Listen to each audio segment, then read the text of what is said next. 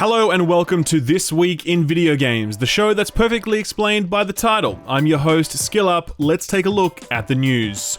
Dying Light 2 is back, but was it ever not back? Wait, what? Okay, so here's the deal. Dying Light 2 was announced a long time ago, June 9th, 2019, in fact, and since then has had a rocky development journey. The game was meant to release in spring of last year, but was delayed indefinitely, which is a scary word in most instances, but here it just means that they weren't providing a new date. After that, there was a bunch of reporting about how things weren't going so great at the developer Techland, with accusations of mismanagement and a toxic work environment. Many wondered if this game would ever see a release or if it would remain stuck in development hell, but Techland took exception to the premise of that suggestion. On Twitter, the official Techland account said, quote, "As far as I know, the definition of dev hell requires the game to not make any development progress, while Dying Light 2 keeps moving forward. We announced the game too early, but it's far from being in dev hell," end quote. The developers are planning to make a few announcements sometime today providing an update on the development, but have already made clear we shouldn't expect a release date. Either way, it's encouraging to know that the game is still making progress. You know what else is making progress? Chris Roberts' bank account. This week it was revealed that Star Citizen has just passed $350 million. $350 million for a game that isn't even out yet. Valheim was made by like 5 people. It probably cost them like $1 million to make, tops. And you can actually play it now and it's amazing. Why are people still giving Chris Roberts money? Anyway, I don't have anything else to say on this story. I just can't. Let's move on. Here's a nice story. An article from Ungeek did the rounds this week, highlighting the fact that Ghost of Tsushima has one of the highest completion rates among open world games on PlayStation, with 50.2% of people completing the final boss in the main story campaign.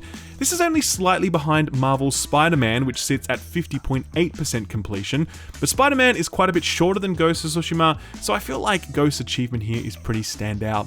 It sparked a broader debate about the completion rates of other open world games, highlighting some interesting results, like the fact that only 29.8% of people finished The Witcher 3, only 28.2% of people finished Red Dead 2, and only 19.8% of people finished Assassin's Creed Valhalla. If only someone had warned us how long and bloated and endless Valhalla was.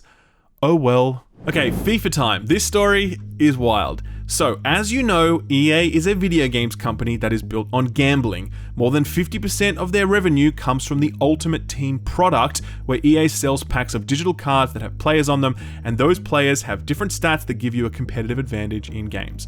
This product generates billions for EA. It's the rock on which their church is built, and this week it was mired in scandal when it was revealed that EA staff were selling specific player cards to the highest bidder on the black market. This EA staff member had the ability to generate and distribute specific cards and was selling them for thousands of pounds until the story broke.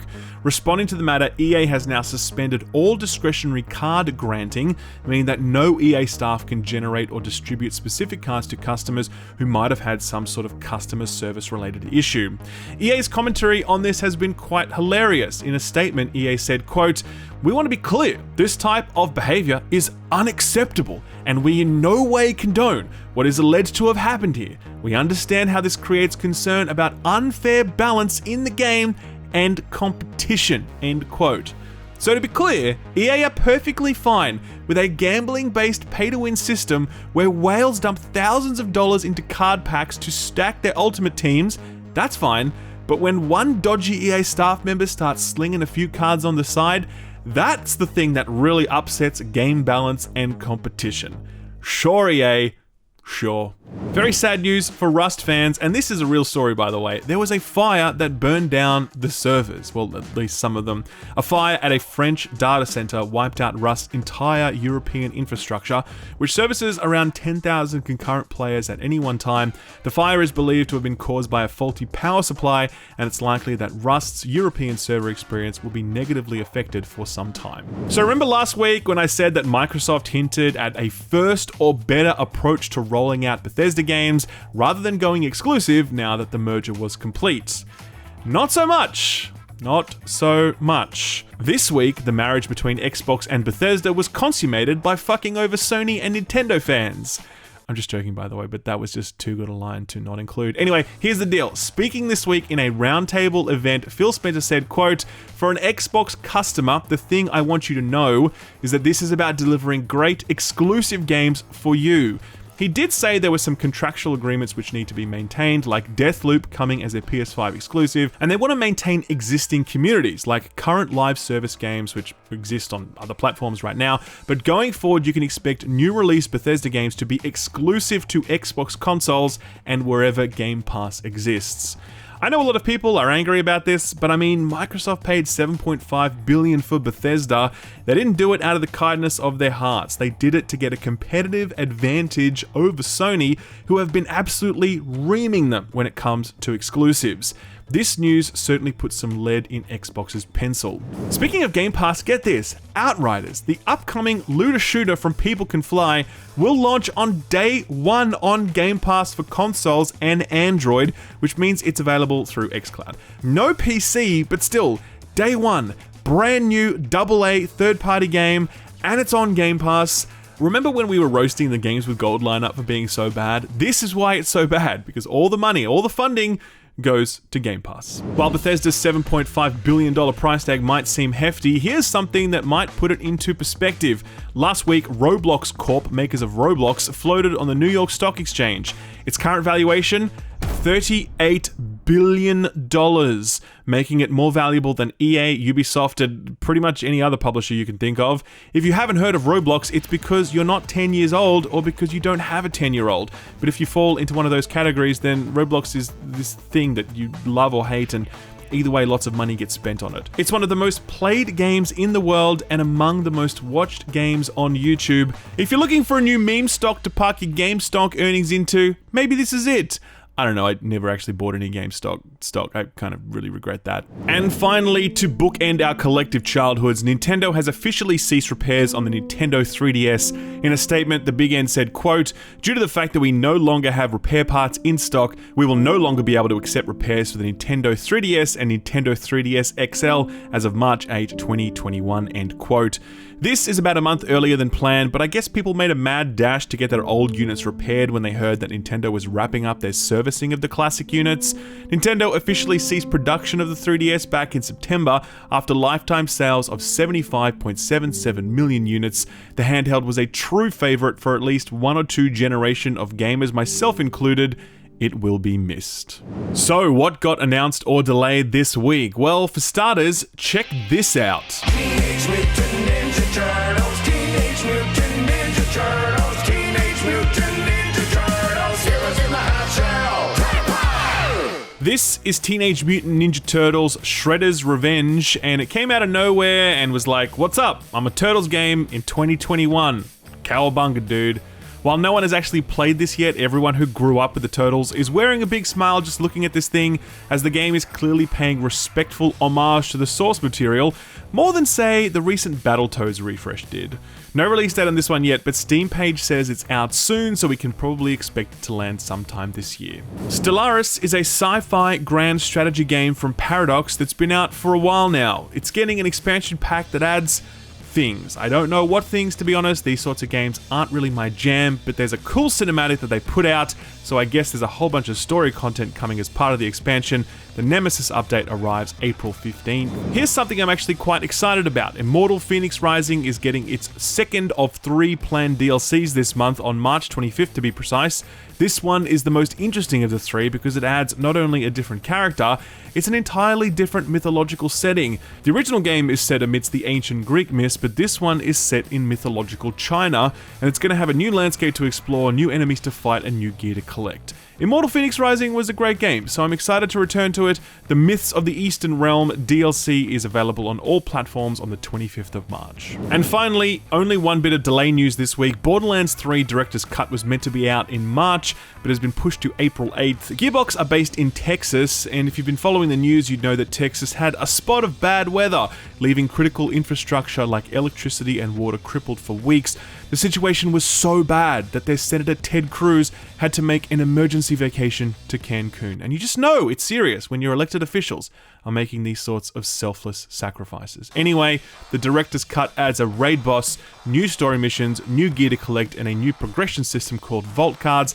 Like I said, it's out on April 8th. So what came out last week? Not much. March is pretty slow, and last week was pretty much the worst of it. Having said that, Forza Horizon 4 made its way onto Steam, and it's a top seller, at one point second only to Valheim in sales. No shame in losing to the best Forza, no shame at all. Anyway, this has been available on the Microsoft storefront and Game Pass for a long time now, so it's kind of impressive that Forza managed to achieve these sorts of numbers. Props to Playground Games for that one. Stronghold's Warlords got a release on PC last week as well. I missed this one because its dates got shuffled around the last minute, but yes, it's out. Reviews are not the best. It's sitting at around 70 for both critic and user score on Metacritic. PC Gamer scored it a 67, calling it, quote, a decent if generic strategy game that lacks the big personality and siegecraft of earlier entries, end quote. Steam reviews are less charitable, where it's currently sitting at a mixed 62% positive, a lot of reviews pointing to a game that feels smaller in ambition, as well as plenty of technical issues. The last release was the Watch Dogs Legion multiplayer mode, much hyped, eagerly anticipated, and slightly delayed owing to a GPU-related bug. Anyway, the bug got fixed, the game mode got shipped, and it seems to have landed like a fart in an elevator. A really small, really full, really poorly ventilated elevator. Impressions from multiple outlets point to matchmaking issues, a limit of only 4 players spread out across the entirety of London, dull missions that make the game more a shooter than the stealthy, immersive sim the single player was, as well as a bunch of missing content that's promised for the coming weeks and months, but a lot of specifics are missing. Ubisoft have a long plan for this one, but it seems like it's got a long way to go if it's going to start chipping into that sweet, sweet GTA Online market share. Alrighty, so what's coming out this week? Well, while we don't have any new releases per se, there are some pretty chunky DLC add-ons that may pique your interest. Crusaders Kings 3 is getting its first expansion on the 16th of March. The game released last year and was celebrated by all corners of the grand strategy community as a huge achievement for Paradox. Since everybody loves Vikings, the Northern Lords expansion lets you do Viking things like recruit shield maidens, challenge others to trial by combat, and even includes that weird Viking rap battle stuff that Valhalla had. The update is out on the 16th, but if you haven't yet tried the base game, don't forget that it's currently available on Game Pass for PC. The Outer Worlds is a funny game in that the smaller it appears in our rearview mirror, the less affection people seem to have for it. Personally, I really liked it, particularly its taut writing, compelling characters, and its strong world building. If you're like me and you also enjoyed it, then you might be interested to learn that the second DLC is dropping on the 17th. It's called Murder on ERIDANOS, and it continues the schlocky, Cluedo-esque detective vibe that popped up in the first DLC, though to be honest, that little soiree wasn't the greatest. Anyway, it's out on all platforms this week, so check out what will be the final content update for the Outer Worlds. Doom fans, your boy is back. The Ancient Gods Part 2 DLC is coming out on the 18th, at least most likely. At the time of writing, the date hadn't been confirmed, but it's been leaked by our good friends at the Microsoft Store, who have a nasty habit of sending store pages live before they should. There's a teaser trailer up at the moment which looks really fucking cool, and it looks like Doom is going full Warhammer or something. I definitely want whatever suit of armor this guy's wearing. Anyway, like I said, it's most likely coming out on the 18th, so have your wallets ready. And finally, the update that like 6 people have been waiting for, Marvel's Avengers is getting its next-gen patch on the 18th. The patch is a very big deal because it provides performance upgrades for next-gen consoles, and it sees the release of Hawkeye, who joins the roster a few short months after another bow and arrow person joined the roster. The update also adds the highly requested feature, more grinding, as the developers last week announced that they would be slowing down the leveling process because leveling up in video games is confusing. The patch is live this week. I sure as shit won't be playing it. If you are excited about it, I hope you have fun with it. Put this on your radar.